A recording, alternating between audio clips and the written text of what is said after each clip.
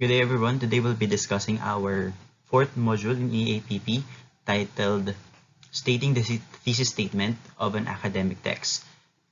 Let's proceed. As always, we'll be skipping these parts, the introductory parts.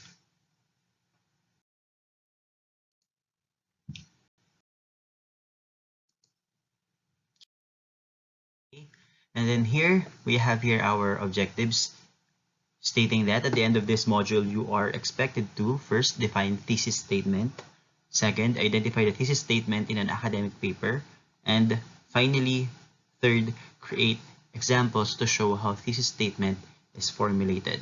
Again, as we have discussed before, we will be selecting only a few lessons here, few activities here which you are focusing on. So again, make sure that you accomplish these selected activities for this module.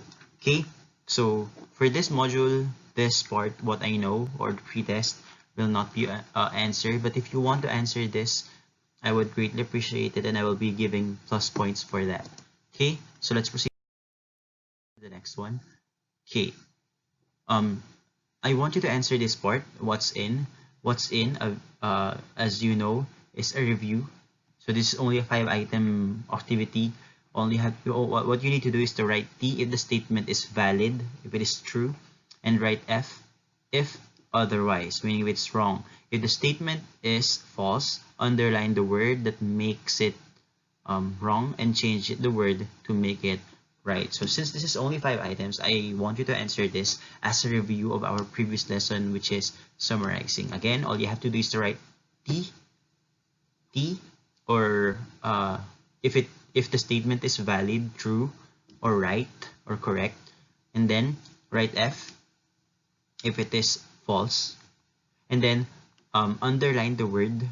Guhitan nyo lang yung word or words which make the sentence wrong, anong nagpamali sa kanya, and then write the correct terms. Okay, so since we cannot answer on our module, on your paper, just write there what's in, and then write item 1, your answer, T or F, and then if it is F, the underlined words or word, make sure to underline them, and then put their equals, and then the correct answer.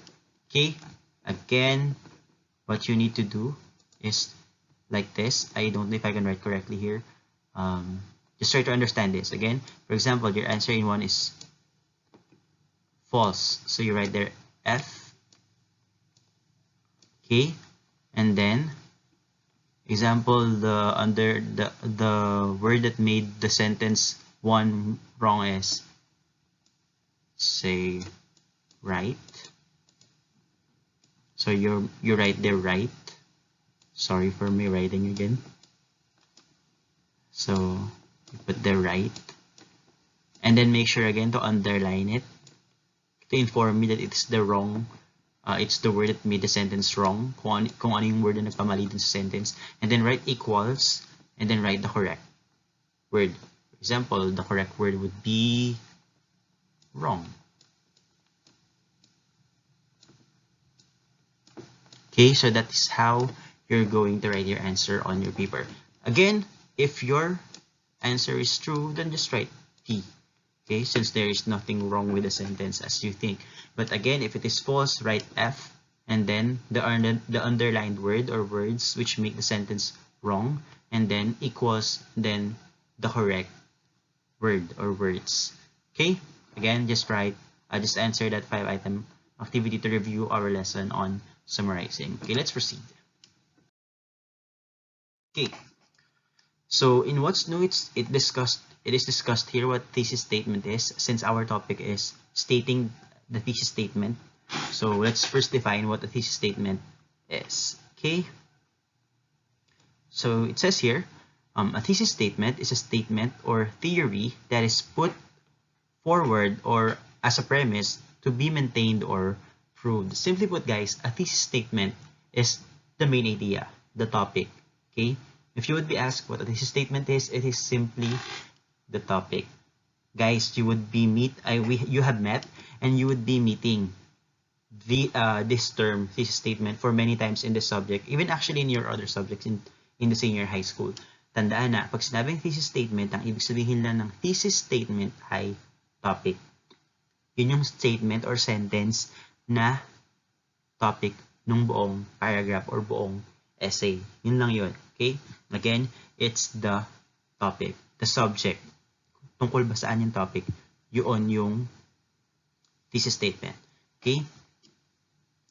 So, it also tells the reader what will be in the paper. So, sabi ko nga sa inyo, since it's the topic, syempre, kung ano yung thesis statement, yun yung laman ng papel. Yun yung laman ng paper, ng writing ninyo. As basic as that. It identifies and proves the topic being discussed, or it summarizes the main point of the paper. Yun nga, since it's the topic of the essay or the paragraph, syempre, it is the summary of the topic. Yun lang yun. Okay? Kung ano yung thesis statement, doon lang iikot yung buong essay. So, it's the summary of the whole essay, the thesis statement. Okay? Sabi dito, it is a 1 to 2 sentence. Sabihin, 1 or 2 sentences siya, or about 30 to 40 words. Hindi naman ibig sabihin, pag sinabing thesis statement, kailangan 30 to 40 words talaga. It can be lesser than 30, okay? But most probably, it's up to 40 words lang. Kasi nga, it's just 1 or 2 sentence lang naman. Isa o dalawang sentence lang stating the whole topic of your essay or your paragraph. Okay? It presents an argument to the reader. Okay? It is found at the end of the introduction. Kasi nga, di ba, sabi natin nung nakaraan, when we talked about the structure of academic text, the introduction simply opens the topic. Binibigyan lang niya ng idea yung reader kung tungkol saan ba yung essay mo. Hindi mo pa sinasabi dun kung ano yung topic, diretsa. Okay, binibigyan mo pa lang sila ng idea or ng background knowledge about your topic. So, wala ka pang sasabihin doon. Kaya mapapansin niyo na yung thesis statement ay makikita sa dulo or last sentence siya ng introduction. Kasi nga, sa introduction, bibigay ka lang namang information doon about the topic, in relation to the topic, bago mo sabihin yung pinaka-topic mo. Ayun yun nga yung thesis statement. Kaya nasa dulo siya ng introduction. Okay?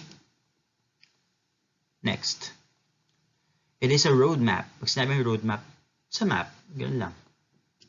That tells the reader what to expect to the rest of the paper. Kasi nga, dahil alam mo na kung ano yung thesis statement, alam mo na yung topic. So kung alam mo na yung topic, syempre, alam mo na what will be discussed in the essay or in the paper. Okay? The other parts of the paper, such as the body and the conclusion, gather and organize evidences that persuade the reader to the logic of interpretation. Simply put, guys, the body and the conclusion are a combination of all the evidences and information gathered by the writer to explain the thesis statement.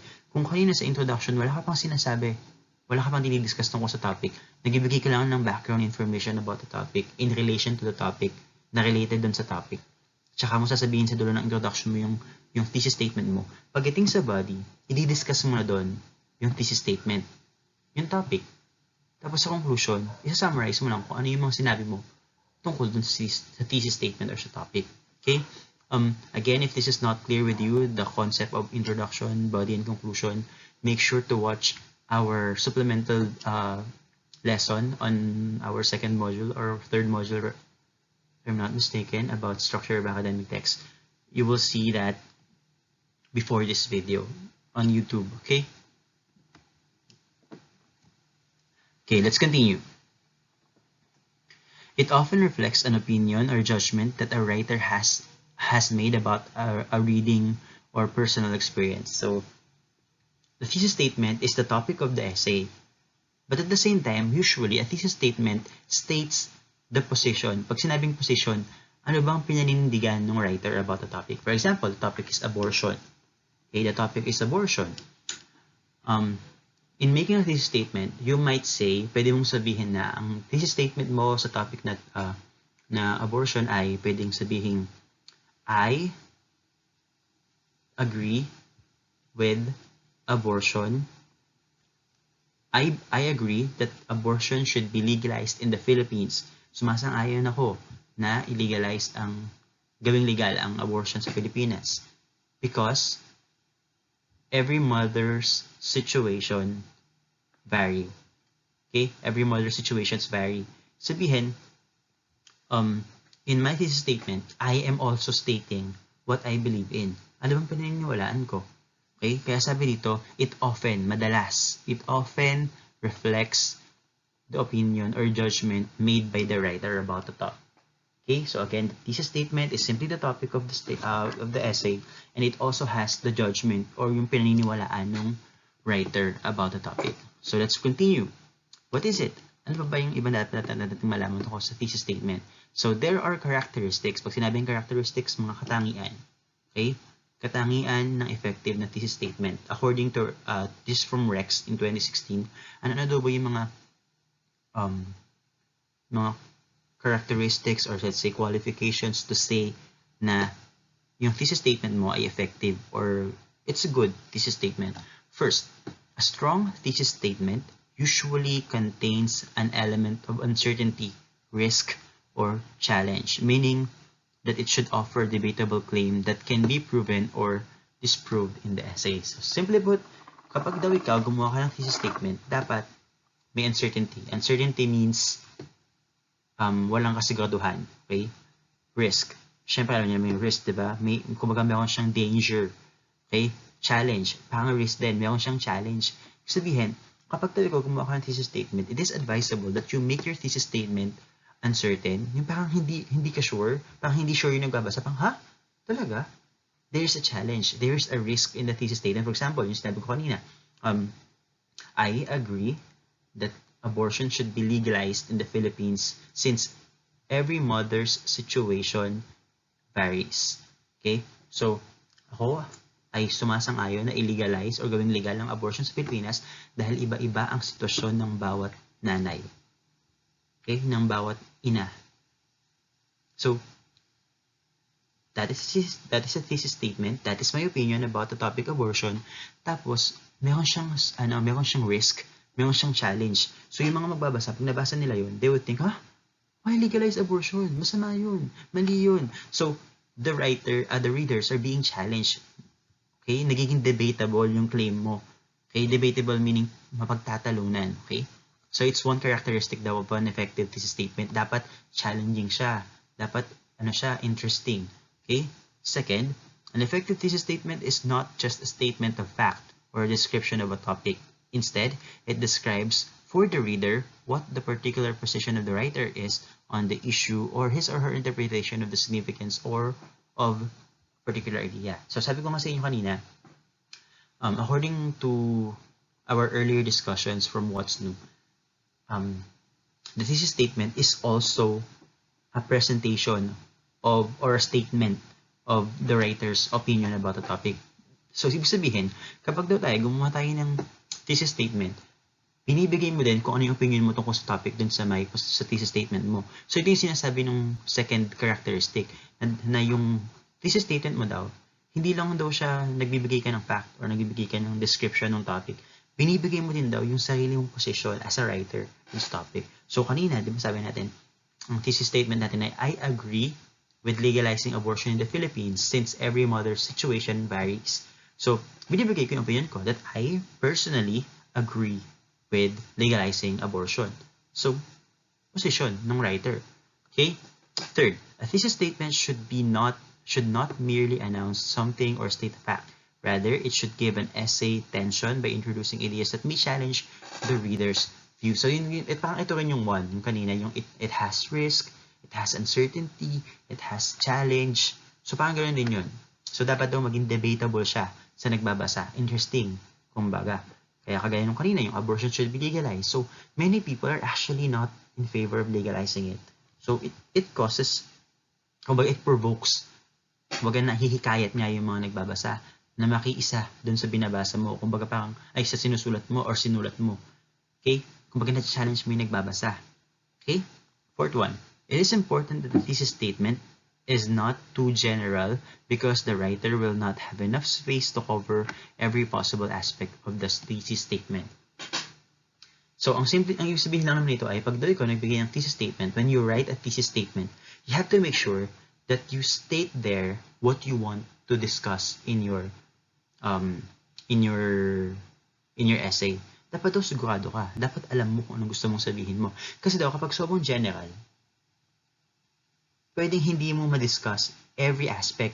Sabihin, lahat ng topics or lahat ng possible ideas involved dun sa thesis statement. Halimbawa, kanina, sabi natin, I agree with legalizing abortion in the Philippines since every mother's situation varies. Okay? Dahil magkakaiba ang sitwasyon ng mga magulang. Kapag yung thesis statement mo, ginawa mo lang, I agree with legalizing abortion in the Philippines. Yes, acceptable naman siya as a thesis statement, as a topic. Kaso nga lang, sobrang lawak niya. Bakit? Bakit ka agree? Bakit ka agree in legalizing abortion in the Philippines? So, ang daming pwedeng dahilan. At so, sobrang dami ng mga pwedeng dahilan kung bakit ka agree sa abortion in the Philippines. Baka hindi yung ma-discuss lahat sa may essay mo. So, maganda daw kung specified kung anong gusto mong palabasin. Huwag masyadong general. So, kagaya kayo na sinabi ko na I agree with legalizing abortion in the Philippines since every mother's situation varies. So, ang focus ko ay yung buhay ng magulang, ng nanay specifically. Okay? Kasi madaming pwedeng dahilan para mag-agree ka eh. Okay? Pero, specify ko sa thesis statement ko na I am in favor of legalizing abortion in the Philippines dahil nga magkakaiba-iba yung sitwasyon ng mga nanay because every mother's situation varies. Okay? Yun lang yun. Let's talk at this idea. In an example here, may akong general idea. Ang general idea dito ay gadget. I believe you all are aware kung ano ang gadget. Okay? The general idea is gadget. The narrow idea is wired headphones. So, kanina, ang topic lang ay gadget. Specifically, ang pinag-uusapan ay wired headphones. Another general idea is appliances. And then, a narrow idea is the microwave oven. Kasi nga, microwave oven is under appliances. Ganun lang naman yun. Okay?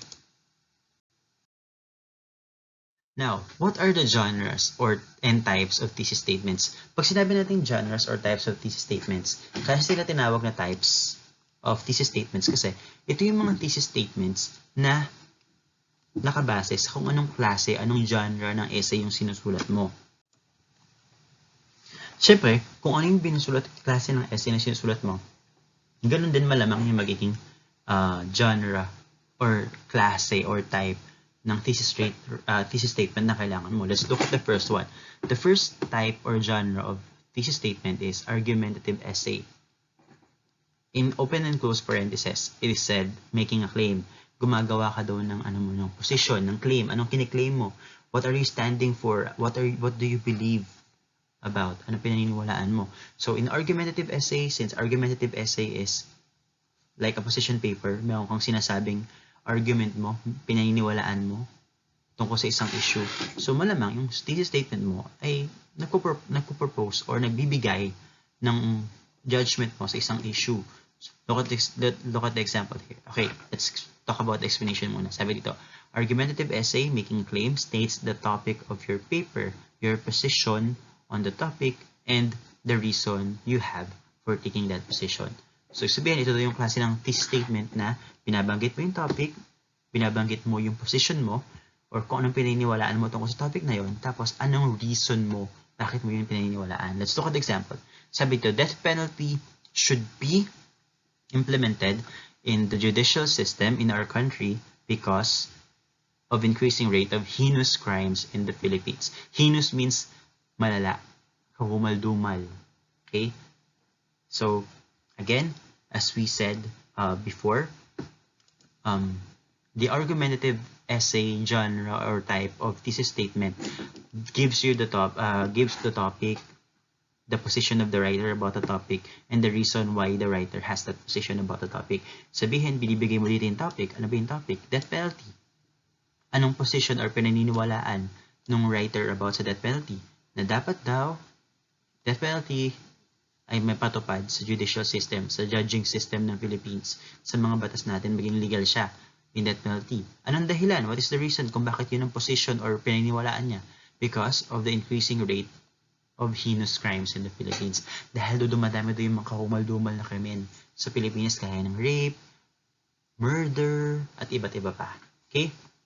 So, this is an example of an argumentative. Kagaya nung kanina yung binigay ko yung example about abortion. It's also an example of an argumentative essay type of thesis statement. Kasi nga, Sinabi ko doon na I agree. So automatically, it's my position. Sang-ayon ako. I agree with legalizing abortion in the Philippines. So ang topic ay legalizing abortion in the Philippines. Since every mother's situation varies. Dahil iba-iba ng sitwasyon ang mga nanay. So, it's the reason why I agree with legalizing abortion. So, yung buong thesis statement na yon is an example of an argumentative essay type of thesis statement. Madali lang, di ba? Madaling intindihin. So, again, for argumentative essay type of thesis statement, nandun yung topic, andun yung paniniwalaan ng writer about the topic, yung position niya about dun sa topic na yun, tapos anong reason niya. Okay, let's go to the next one. It's the analytical essay. Analytical essay implies, sinabing implies, nagpapakita the breaking down of something into parts. Okay? Ina-analyze mo kasi yung topic, so binibreak mo siya, iniisa-isa mo siya, ina-analyze mo siya. Okay? Into parts, or the discussion of something in a way that it becomes a dissection. Kung pag hinahati-hati mo yung topic, tinadissect mo siya. Okay? Of a topic, of the section of the whole of the topic. It differs from other types of essays in that its primary goal is to explain something bit by bit to enhance understanding. So dito, in-explain mo lang yung isang bagay. Okay? Huwag pang china-chop-chop mo yung isang bagay para mas maintindihan siya na nagbabasa. Look at the example here. The company's advertising campaign. Yun yung topic. Ang pinag-uusapan natin ay yung advertising campaign ng isang kumpanya. Okay? Yung paraan nila. Tapos, ang position daw is for children reveals serious issues. Yun daw yung position. Actually guys, hindi naman necessarily position to, more of situation.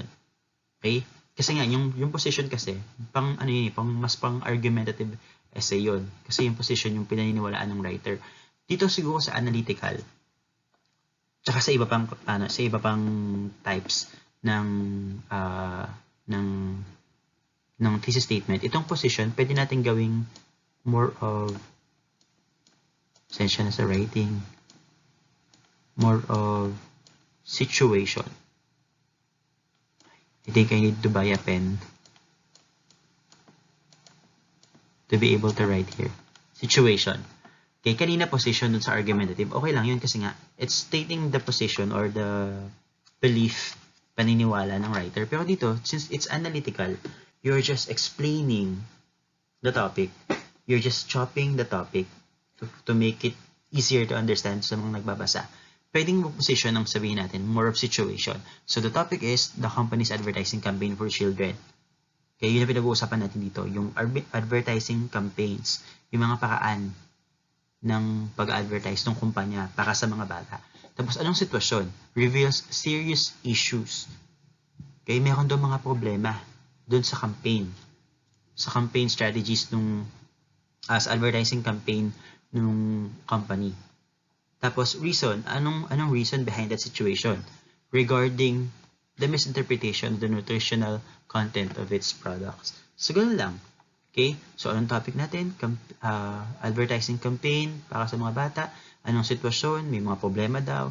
Anong dahilan kung bakit may problema? Kasi daw nagkakaroon ng misinterpretation rather, on the nutritional content of its products. So, madali lang intindihin.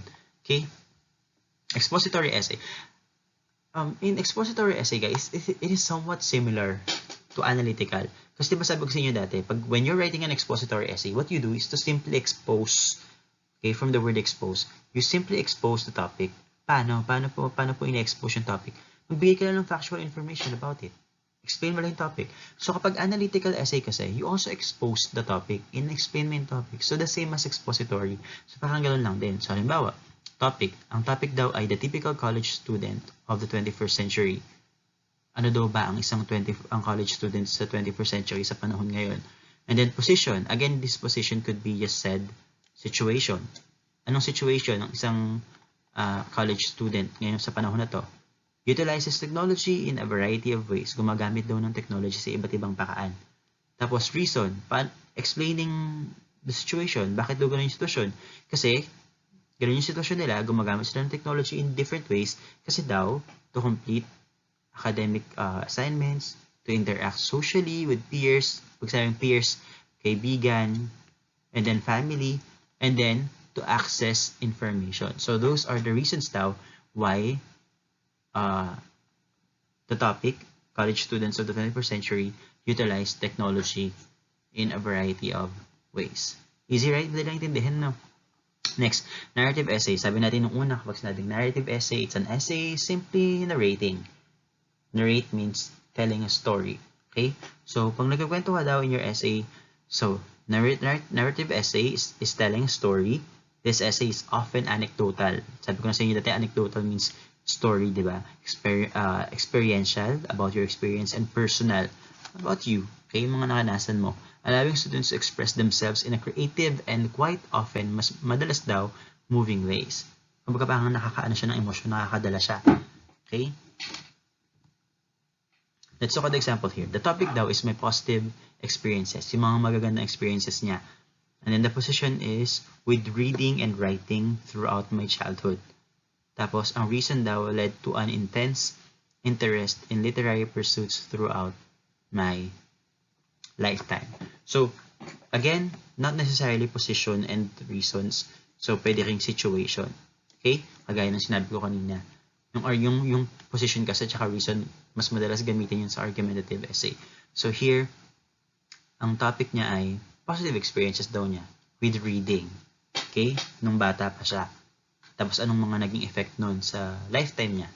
Okay? So, again, these are the genres or the types of thesis statements. Argumentative, analytical, expository, and narrative. Very easy to understand. Okay? Now, what are the steps? What do we need to do to be able to formulate or make an effective thesis statement? Para daw ba gumawa ng thesis statement? Siyempre, one is, you have to state your topic. Ano bang topic mo? Siyempre, alam mo muna kung ano dapat pag-uusapan. Kaya nga napansin mo kanina sa lahat ng klase ng thesis statement natin, the first thing we mention is our topic. Tungkol saan ba yun? Kasi ang thesis statement ay topic ng paragraph or topic ng buong essay. So, you have to make sure you know your topic. So, what's the topic? Halimbawa dito, ang topic ay regulating children's mobile gaming. Regulating means, ito, yung word na to, yung regulating. It means, controlling, pag-control, or regulate ng children's mobile gaming. Pag-control daw ng pagpapayag mo na maglaro yung mga bata. Okay? So that's the topic. Okay, controlling the children's mobile gaming. Then, after you state your topic, state your opinion or main idea about the topic. This will form the heart of your thesis. An effective statement will always express one major idea. So, anong gusto mong sabihin tungkol sa topic? So, kayo nasabi mo ang topic natin ay pag-control sa paggamit ng bata ng mobile gaming. Kaya sa pag-mobile games ng mga bata, ano gusto mong sabihin tungkol doon? Anong topic ang gusto mong sabihin? So, halimbawa dito, parents should regulate the amount of time their children spend on mobile gaming. So, ang gusto mong sabihin tungkol sa topic na regulating children's mobile gaming ay dapat i-regulate siya ng mga magulang. So, yun yung position mo na dapat, naniniwala ka na dapat i-regulate siya, kontrolin ng magulang yung mga oras na ini-spend ng mga bata in mobile gaming. Third step, give the strongest reason or assertion that supports your opinion. Ibig sabihin lang, anong reason mo?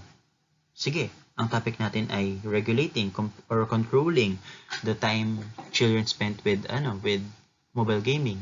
Tapos ang sabi mo in your position, in your opinion, na parents should regulate. Dapat ayusin ng magulang yon. Dapat kontrolin ng magulang yung paggamit nila ng cellphone. Yung paglalaro nila sa cellphone. Tapos, in third, magbibigay ka ng reason. O bakit? Bakit gustong i-regulate ng parents? Example here is, it is not always intellectually stimulating. Sabihin, hindi naman siya nakakatalino. Hindi naman siya effective na mapagana yung pag-iisip ng mga bata. Okay? So, it's not intellectually, meaning intelligence, utak, thinking. Okay? Hindi naman siya nakakagana ng utak or nakakapagpatakbo ng isipan or nakakapag-educate. Okay? Nakakapagpatalino. Fourth, give another. Pag sinabing another, isa pa. Kung mayroon ka pang maisip na ibang dahilan, go, sabihin mo na rin. Pangatlo, give another. Kung mayroon ka pang isa. Okay? So, sabihin mo na daw lahat ng gusto mong sabihin na dahilan kung bakit yun ang opinion mo. Okay? So, dito naman, sabi dito, include an opposing viewpoint to your opinion or main idea if applicable. Sabihin, kung gusto mo lang naman, pwede ka rin naman maglagay ng opposed idea. Pag sinabing opposing idea, means kabaliktaran. Diba sabi mo kanina, parents should regulate. Ano bang pwede mong sabihin na kontra dun sa sinasabi mo? Sa mga pinaniniwalaan mo about the topic. So dito sabi dito, mobile gaming can be educational. Pwede rin naman gamitin pang aral, pang school. Okay? Para matuto yung mobile gaming. So it's an example of an opposing viewpoint. Ibang pananaw. Okay? Kung gusto mo na naman, pero kung ayaw mo, edi wag, diba? It's your choice naman as the writer. It's your style. Okay? Thesis statement, guide, and models. So, thesis statement 1.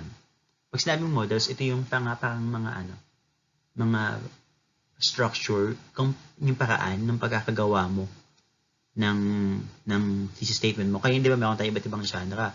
Depende sa klase ng essay na sinusulat mo kapag argumentative, analytical, expository, or ano man yan, or narrative. Ito naman, kapag sinabing models, ito yung, kumbaga, anong klase, anong style ang ginamit mo. Okay, anong sinunod mong pattern ng paggawa ng thesis statement mo. Halimbawa, ito yung thesis statement natin. Thesis statement model 1. Yung simple lang. Parents should regulate the amount of time their children spend on mobile gaming. Dapat daw kontrolin ng parents or i-regulate ng parents kung gaano katagal naglalaro ang mga anak nila sa phone. Okay. Ano yung second model? Ang second model natin ay thesis with concession. Pag sinabing concession, from the word concede means pag-consider. Kino-consider mo yung ibang opinion ng mga tao.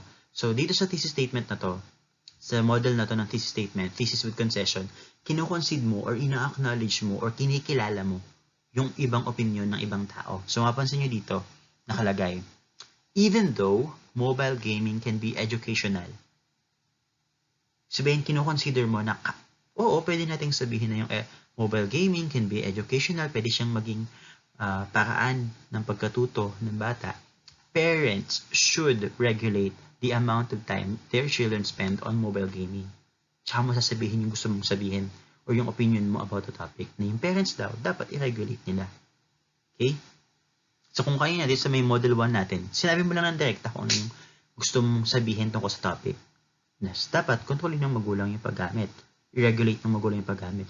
Pag sinabi naman natin model 2, yung with concession, sabihin, kino-concede mo, ina-acknowledge mo, kinikilala mo yung opinion ng iba na pwedeng tama, pwede. Kaya mapapansin nyo dito, sabi dito, gumagamit doon ng phrase na even though, while, kasi yun yung mga ibig sabihin na kahit na, maaari, ganun, maaring ang paggamit ng mobile, maaring ang mobile gaming ay nakakadagdag sa pagkatuto. Okay? So, kino-consider mo na tama sila. Pero, sasabihin mo pa din yung thesis mo o yung gusto mong sabihin na parents should regulate. Okay? Yun lang naman yan. Let's go to our third model. In the third model, sabi dito, thesis statement with reasons. So, bigyan mo na yung reasons mo. Diba? So, kanina, ang sabi lang natin, parents should regulate. Dapat i-regulate yun. Pero dito, may nakalagay na reason. Sabi, parents should regulate the amount, okay, of time their children spend on mobile gaming because. So dito, may mga sinasabi ka ng dahilan. So ano-ano yung mga dahilan? Ano-ano daw yung mga dahilan? Sabi niya, it shortens attention span. Baka daw kasi naglalaro yung mga bata. Mabilis daw silang mawala sa focus. Okay? Inhibits social interaction. Sinabing inhibits, pang prohibits. Pagka pang dinidecline niya or pang binabawasan o pinipigilan niya yung social interaction, yung pakikipagkapwa ng mga mag-aaral sa ibang estudyante. Siyempre, mahalaga ang social interaction kasi nga, we are social animals. Sabihin, kailangan natin ng iba para mas matuto. Okay? And another reason daw is, it isn't always intellectually stimulating. Hindi naman siya nakakatalino. Okay? So, this is with reasons, or the model 3, simply means sasabihin mo yung pinaniniwalaan mo, tas anong reasons mo. Kaya nga with reasons. Why do you believe that? Okay? Ito naman, the fourth model. In the fourth model, pinagsama-sama mo lang lahat. So, sinabi mo yung thesis mo, sinabi mo yung concession, tapos sinabi mo yung reason. Again, pag sinabi nating concession, you acknowledge the opposing viewpoint. Sabihin, kinikilala mo na pwedeng tama yung sinasabi ng iba. And then, reason, ano yung mga dahilan kung bakit yun yung pininiwalaan mo. So, kapansin dito nakalagay, even though television can be educational, okay, syempre hindi yan television, even though mobile gaming can be educational, parents should regulate the amount spent on mobile gaming because it inhibits, tapos ito yung mga reasons nga na binigay niya kanina. Okay. Let's erase that. Again, ito yung mga binigay niyang reasons. Because. Yan. Okay? Easy to understand, di ba? So again, meron tayong 4 models. Yung una yung plain lang. Okay? Just state your opinion. Second is, the model 2 is with concession, meaning kinikilala mo, kinoconcede mo yung ibang idea. Parang kinoconsider mo na tama rin naman sila, pero tsaka mo sabihin yung opinion mo. Third one is with reasons, ano yung mga dahilan. Okay, and then the fourth model is combination of all, meaning ano yung pininiwalaan mo, andun yung pag-consider mo na pwedeng tama yung sinasabi ng iba, and then what are your reasons, bakit yun yung pininiwalaan mo. Okay? Tapos let's put our thesis statement into an outline. This is just an outline na sabihin, ganito lang yung paggawa mo ng essay. Okay? So, sabi ito, introductory paragraph. Start your introduction with an interesting hook. It can be with rhetorical question, a quotation, anecdote, or concession, or interesting text, or another question. Simply put guys, ito yung mga discuss natin dun sa academic text, structure of academic text, yung iba't ibang style ng paggawa ng introduction. So, kung hindi nyo pa nakapanood yun, panoorin nyo kasi mahalaga yun, maganda yun. Sobrang beneficial nun or sobrang malaking bagay nun. Malaking tulong para sa inyo. So, pwede nyo daw simulan yung introduction nyo in different ways, quotation, question, anecdote, or kwento, concession, o kaya, pag sinabi natin concession, sabi ko nga kanina, concede. Sabihin, ina-acknowledge mo na tama yung opinion ng iba. So, pwede kang maglagay doon ng halimbawa, positive effects ng mobile gaming. Kumbaga, kinikilala mo na according to ganyan, mobile gaming makes students ganyan-ganyan, so on, so on. Diba? So, mga positive effects ng mobile gaming. Okay?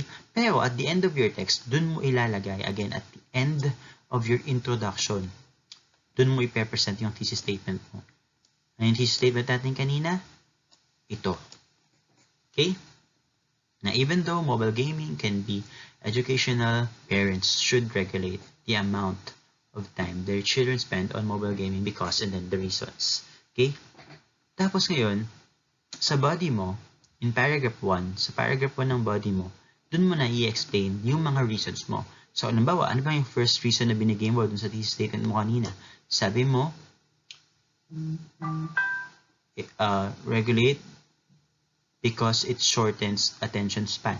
Tapos dito, bigay ka lang ng mga evidences. Paano mo nasabi na yung mobile gaming shortens attention span ng mga bata? Well lang, first paragraph na yun ng body mo. Okay? Tapos, second paragraph ng body mo. Ano yung second reason mo? Sabi mo, ang second reason mo ay it inhibits social interaction. Sabihin, napipigilan niya o napapababa niya yung pakikipag-interact ng mga bata, sa ibang estudyante. Tapos, ano-ano ulit yung mga reasons mo? Paano mo nasabi na napipigilan niya yung pakikipag-interact nila sa ibang bata? Ganun lang. Okay? And then, paragraph 3, ano yung third reason mo na sinabi? Okay? Sabi natin kanina, the third reason is that it is not always intellectually stimulating. Hindi naman laging nakakapagpatalino, nakakapagpaisip yung mga mobile games. So, ano yung mga dahilan? Ano yung mga samples? Ano yung mga evidences na nakuha mo explaining that reason? Okay? Tapos, sa conclusion naman, rephrase. Yan. Rephrase mo lang yung pinaka-statement mo. Huwag kang maglalagdag ng bagong ideas, ulitin mo lang. Okay? So, ayan. Look at that. Ganun lang. Okay? So, memorize mo lang lahat ng sinabi mo dun sa may paragraph mo. Sa may body mo, rather. And then, sabi dito, remember that the outline is based in a 5-paragraph model. So, naka 5-paragraph model kasi tayo ng essay. Kaya, pa isa-isa bawat sagot. Pero, depende pa rin yun sa klase ng pagsusulat ninyo. Okay? Now, for our activities, guys, you're going to do, kanina, di ba sabi ko sa inyo, gawin nyo yung what's in, yung review on summarizing. This time naman, gawin nyo yung independent activity 1, I mean, independent activities 1, 2, and 3, pati independent assessments 1, 2, and 3. Naulit ko what's in independence activity 1, 2, and 3, and then independent assessments 1, 2, and 3. So, 7 agad yun. And then finally, yung assessment. So, 7 activities ang gagawin nyo dito. Let's discuss them one by one. Una, independent activity 1. So, dito, there's a table here. Tapos, may mga statements dun sa first column. Okay, may 10 statement yan. Tapos, isi-check nyo lang kung saan siya belong. Sabihin, what is it? Is it a topic? A thesis statement? A position? A reason? So, alam niyo naman yan, diniscuss na natin yan. So, pag sinabing thesis statement, ibig sabihin yung statement na nandun sa item na yon ay kompleto na, buo na siya. Okay? Kapag sinabi namang topic, ibig sabihin, general topic lang siya. General subject. Okay? Position is the belief of the writer. Anong pininiwalaan ng writer about sa topic na yun? So, that's position. And then, reason is, ano yung dahilan? Kung dahilan ba siya? Kung bakit yun ang pininiwalaan or position ng writer. Yun lang. Okay? Again, write TS if the statement is a thesis statement. Kompleto na siya. A thesis statement. Write T or topic. Kung tingin mo yung nandun sa may column na yon, sa item na yon, ay general idea lang.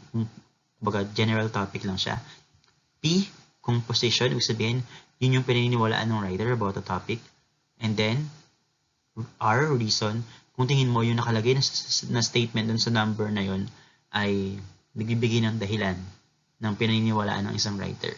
Okay? Madali lang, di ba? So, since we're going to write this on another paper and not here, just write there 1 to 10, on the independent activity 1, 1 to 10, and then write your answer, whether TS, T, P, or R. Okay? Then, independent assessment 1. Ito, sinama ko na to kasi it's very easy lang naman. 5 items lang siya. This, analyze the given word or phrase below and then arrange it from the narrow idea, so yung pinaka-specific na idea, to a general idea by putting numbers 1 to 5 in the statements provided. So, dito ang gawin natin, di ba may 5 words or phrases dito? Ang kailangan nyo lang gawin, i-arrange nyo siya from 1 to 5. Okay? Pag sinabing 1 to 5, i-arrange mo lang siya 1 as the most specific. Ano yung pinaka-narrow na idea, and then 5 is the general, pinaka-general idea, pinaka-malawak. Parang kaya, di ba, sabi natin, appliances yung general idea. Tapos, anong sample ng narrow idea, specific topic, or specific idea under appliances? Pwede mong gamitin yung rice cooker. Yung ganun. So, dito, i-arrange mo lang siya from 1 to 5 kung ano yung pinaka-general topic, general idea, to specific. Again, 5 yung pinaka-general, 1 yung pinaka-specific. Dali lang, di ba? Okay. Second, independent activity. Dito, write T if the statement is true, and F if the statement is false. So, yun lang yun. Basahin nyo lang maigi.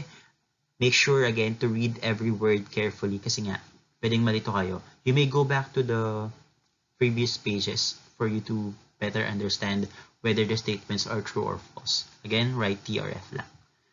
Okay. Next one. Independent assessment 2. So, dito, meron daw mga general ideas. Yung mga general ideas. So, ang gagawin mo lang, maglalagay ka lang ng mga narrow ideas to explain that general idea. So, halimbawa, 1. We have an example here. Example, ang general idea daw ay exercise. So, ano daw yung sample ng narrow idea to explain exercise? So, pwede kayo maglagay ng intense cardio workout. Kasi nga, yung intense cardio workout ay isang example ng exercise. Pero guys, dito sa gagawin natin, sa activity na to, sa independent assessment 3, tatlong narrow ideas yung ibibigay nyo. So, halimbawa, employee. Example lang to employee. Ano yung mga sample ng narrow ideas na pwede mong ibigay to explain employee? So, pwedeng salary. Yung sahod ng employee. Pangalawang idea na pwede mong ibigay to explain employee ay qualifications. Anong qualifications ng isang employee? Tapos, third narrow idea could be expectations. Anong mga expectations ng isang employee? So, yun. Sulat mo lang yun doon. Salary, expectations, qualifications. So, yun yung tatlong narrow idea na mag-explain ng general topic na employee. So, ganoon din sa iba. Okay? And then activity 3. Dito naman, madaling-madali lang. Check the box beside each letter that best represents a good thesis statement. So since we are answering this on a separate paper, all you have to do is to write on your paper 1 to 5, independent activity 3, 1 to 5, and then write there the letter of the statement which you believe is a good thesis statement. So ang gagawin nyo lang, babasahin nyo lang yung dalawang statement. Ito, yung A, tsaka yung B. Tapos, basahin nyo siyang maigi. Tingin nyo, alin sa dalawa na yan yung makukonsider mong good thesis statement. Sabihin, effective. Alin dyan yung effective na thesis statement? So, you may go back to our discussion a while ago on the characteristics of an effective thesis statement para masagot yan. Okay? So, sulat nyo lang sa papel nyo kung 1, halimbawa, tingin mo yung B. Yung B yung effective or yung good thesis statement. So, write nyo lang 1, B. Okay? And then, just do the same for the rest. Just a tip, guys. Most probably, kung ano yung mas mahaba, yun yung good thesis statement. Kasi, pwedeng nasa kanya na yung mga hinihingi na characteristics kanina, di ba? Yun lang. Okay, let's go to the next one, Independent Assessment 3. Ito yung pinakakailangan nyo talaga ma-accomplish. So, complete the task. Complete the thesis statement using the pattern discussed in the thesis statement with concession, thesis statement with reason, and thesis statement with concession and reason. Diba kayo na-discuss natin yung mga models, yung 4 na model. Yung una, yung plain, tapos yung thesis statement with concession, thesis statement with reason, and then thesis statement with concession and reason. So, ganun lang yun. So, ayusin nyo lang yung thesis statement dito. Ang thesis statement natin ay social media drastically, malubhang binago ang relasyon ng mga pamilya. Okay? So, social media drastically change the family relationships. So, dito yung una, with concession. So, mag-isip ka muna daw ng ibang opinion na opposing dun sa pinaniniwalaan mo. So, sabihin mo yun na even though, o kaya, while social media is blank, tapos ano yung pinaniniwalaan mo? Social media drastically changed the family relationships. Tapos, third, thesis statement with reason. Ano yung mga dahilan? So, sabihin mo lang na social media drastically changed family relationships because sa yung reasons. And then third one, thesis statement with reason and concession. Pagsamahin mo lang tong dalawang to. Okay? Yun na yun. Na even though social media blank, social media drastically changed the family relationships because tapos ano yung mga reasons. Tapos. Okay? Then we have here our rubrics to check kung kamusta. Maganda ba yung nabuo yung thesis statement following the models. Dali lang, di ba? Okay. We will not have this kasi nga ang sabi ko kanina sasagot lang ay what's in independent activity 1, 2, 3, independent assessment 1, 2, 3, and then assessment. So you can skip all these and then let's go to assessment 1 to 15. Just match column A with column B. Tapos lang. Yun lang yun.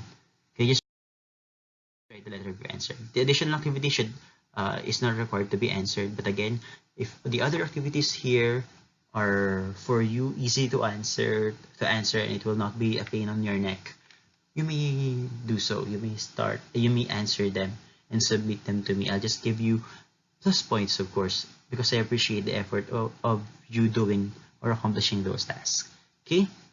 Are we clear with this? Okay. Do you have any question? Again, what you need to accomplish are what's in, yung 5 items na review and summarizing, and then independent activities 1, 2, 3, and then independent assessments 1, 2, 3, and then the assessment. Again, make sure to check your own work for those items which answers can be found in the answer key at the end of the module. Okay, so we have your answer key. Make sure to check your papers, your own papers. Okay? I will double check them, don't worry. Okay, guys, it's not important that you make a perfect score of every activity here. I will appreciate the effort of doing it with honesty. Okay? Of doing them with honesty. If you have questions, you may contact me during our class period. And I think they have nothing else to say anymore. So thank you very much for watching this pre-recorded discussion on our 4th module in English for academic and professional purposes. Again, I am Mr. NG Javier. Thank you and God bless you.